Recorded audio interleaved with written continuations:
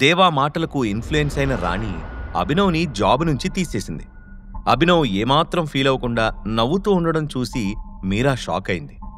అభినవ్ని అందరి ముందు అవమానించాక తన పని పూర్తయిపోయింది అనుకున్న రాణి ఇమేజింగ్ సెక్యూరిటీస్ ఆఫీస్ బయట పార్క్ చేసి ఉన్న తన కారులో కూర్చుంటూ మెసేజ్ నోటిఫికేషన్ రావడంతో ఫోన్ చెక్ చేసుకుంది.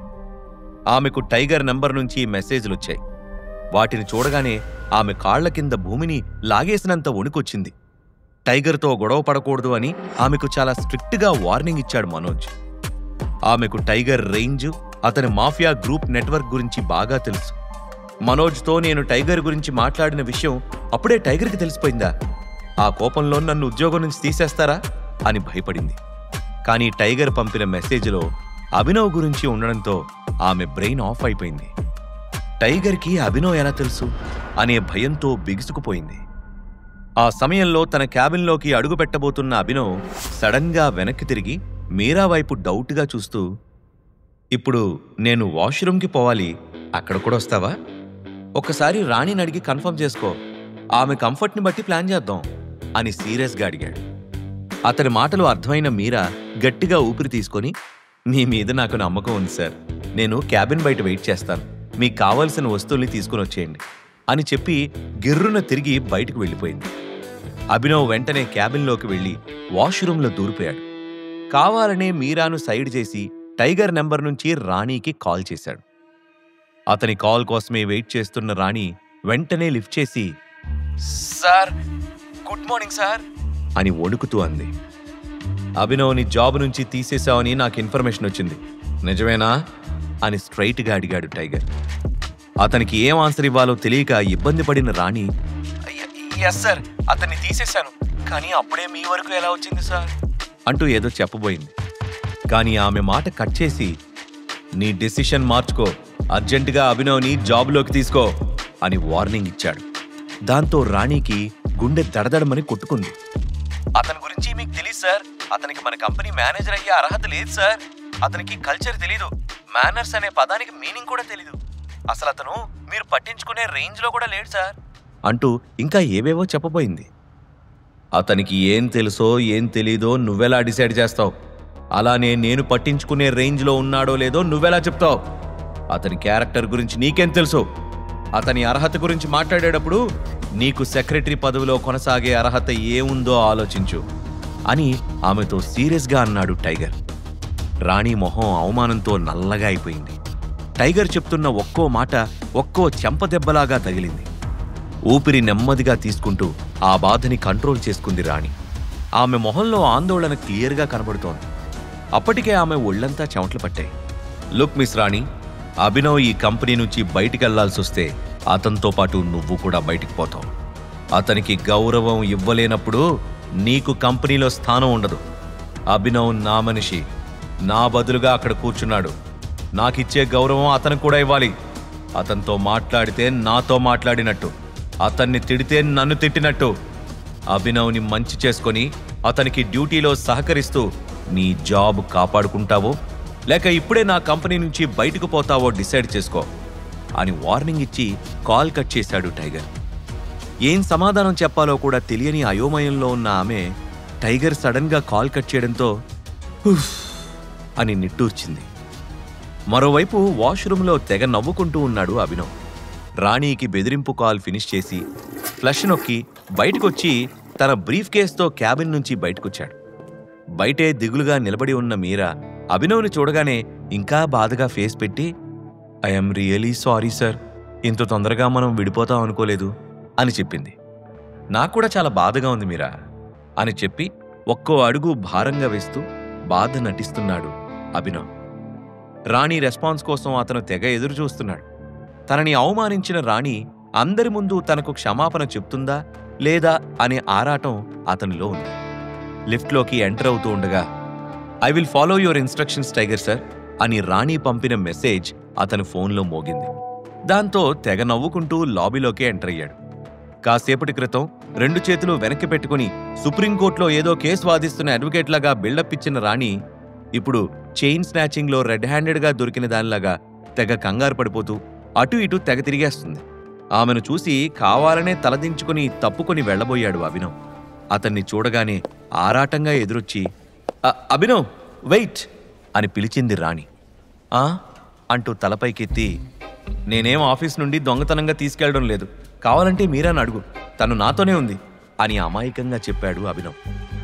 చీ, నేను ఆ విషయం కోసం నేను పిలవలేదు అభినవ్ అని ఇబ్బంది పడిన రాణి, నువ్వు వెళ్లకు ప్లీజ్, ఇక్కడే ఉండిపో అని ఏదో లవ్వర్ని బతిమాలినట్టు రిక్వెస్ట్ చేసింది.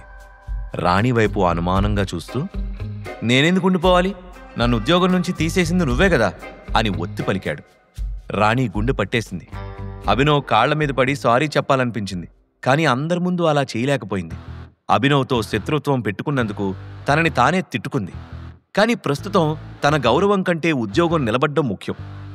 నేను పొరపాటు చేశాను అభినవ్, నిన్ను ఉద్యోగం నుంచి తీసేశానని చెప్పింది నేనే, కానీ ఇప్పుడు రియలైజ్ అయ్యాను, నువ్వెక్కడే కంటిన్యూ చేయి అని బతిమాలింది రాణి. ఆమె కళ్లలో ఇంకా తప్పు చేసిన గిల్టీనెస్, బాధ కనపడటం లేదు. దాంతో అభినవ్కి చిరాకొచ్చింది. అవసరం లేదు, ఈ కంపెనీలో ఉద్యోగం చేయాల్సిన కర్మ నాకు లేదు, మీరు నన్ను టెర్మినేట్ చేయకపోతే నేనే రిజైన్ చేసిపోతాను అంటూ గబగబా గుమ్మం బయటకు నడిచాడు అభినవ్. దెబ్బకి రాణి షాక్ అయింది. ఏం మాట్లాడుతున్నావు అభినవ్ అని కంగారుగా అడిగింది. నువ్వు సరిగ్గానే విన్నావు, నేను వెళ్తున్నాను అంటూ చకచకా ముందుకు కదిలాడు అభినవ్. అభినవ్ బాగా హర్ట్ అయ్యాడని, ఇప్పుడు కావాలనే రివెంజ్ ప్లాన్ చేస్తున్నాడని అర్థం చేసుకుని అతని వెనకే వెళ్ళింది రాణి. నేను సారీ చెప్పడానికి రెడీగా ఉన్నాను అభినవ్ అని గట్టిగా అరిచింది.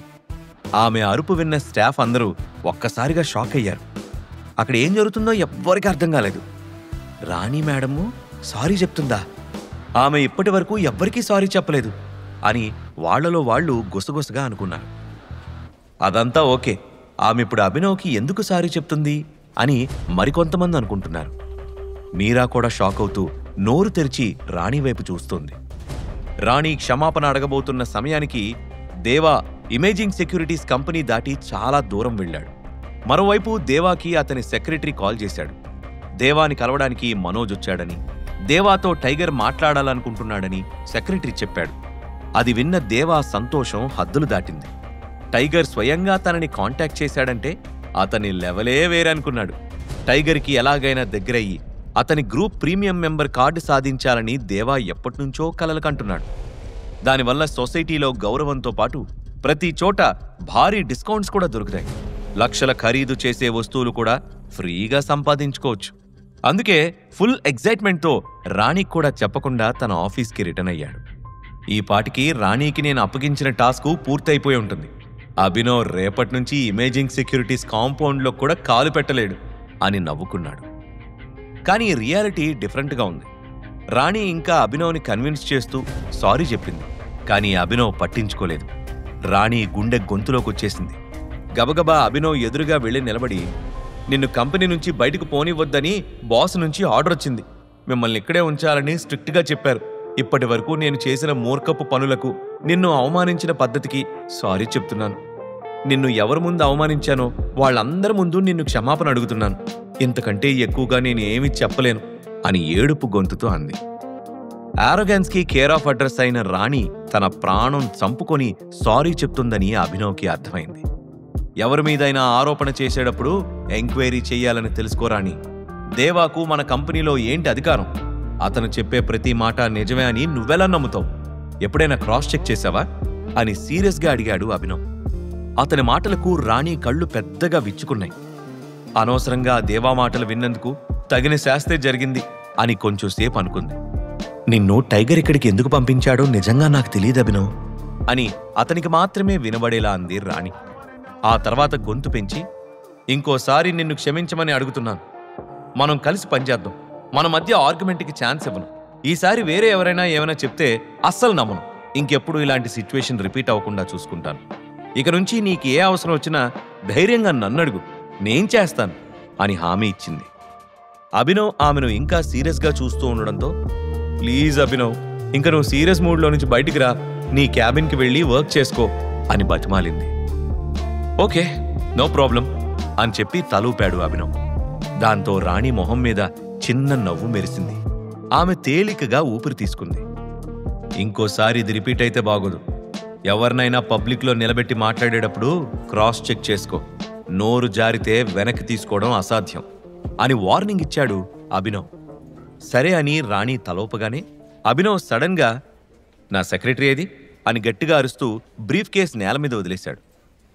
అరే, సెక్రటరీ లేకపోతే ఏముంది, నీ బ్రీఫ్ కేసును నేను క్యాబిన్లో పెడతాను కదా, నువ్వు వర్క్ మీద ఫోకస్ చేయి అంటూ బ్రీఫ్ కేస్ తీసుకుని అభినవ్ క్యాబిన్లోకి వెళ్ళింది రాణి. ఆమెను చూసి అభినవ్ సరదాగా నవ్వేశాడు. రాణి వెళ్ళిపోగానే లాబీలో అట్మాస్ఫియర్ ఒక్కసారిగా మారిపోయింది. రాణి ఆ రేంజ్కి పడిపోతుందని అక్కడున్న వాళ్లలో ఎవ్వరూ ఊహించలేదు. కానీ వాళ్లంతా ఆమెకు అభినవ్ గుణపాఠం చెప్పినందుకు సీక్రెట్గా సంతోషించారు. ఇంకో పక్క కంగారుగా ఆఫీస్కి రీచ్ అయ్యాడు దేవా.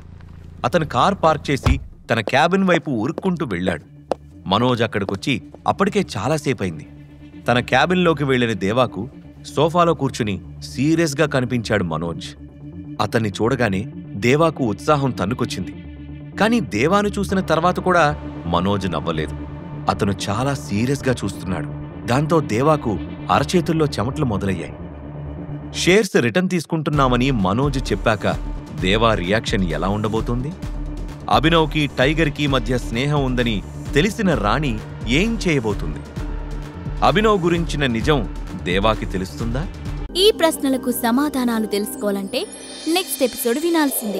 క్రింద ఇచ్చిన లింక్ ని క్లిక్ చేసి పాకెట్ ఎఫ్ఎం యాప్ ని ఇన్స్టాల్ చేసుకోండి. Stay tune to pocket FM.